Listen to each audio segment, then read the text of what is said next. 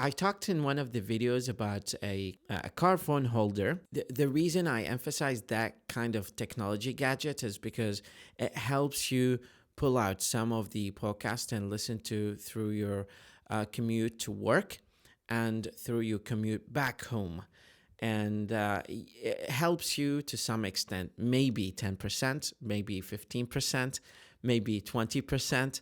And that can effectively improve your listening over the course of time. It's a gradual process. It takes a little bit of patience.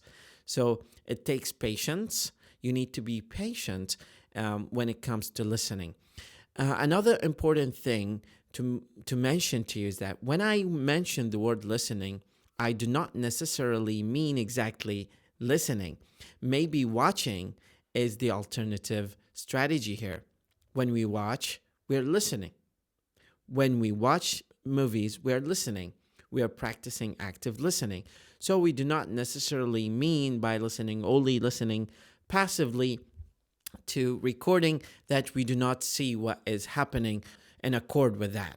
So you need to understand that listening is actually watching and watching is actually listening. There are two faces to the same coin here. This is the essential element of our lesson of today. First, what we learned is a few vocabulary about listening. Second, you actively listen to me, and that is great because you're now practicing listening.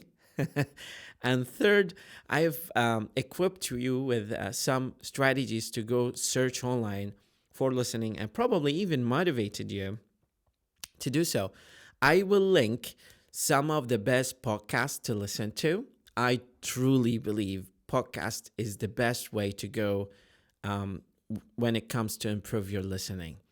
The reason of which is because listening to podcast is going to help you slow down the recording, listen effectively, and be able to understand, grasp the main idea, the context of the conversation, the kind of vocabulary that is used, and also the grammatical structures of the sentences and how people adopt them and how people use them effectively in their one-on-one communication.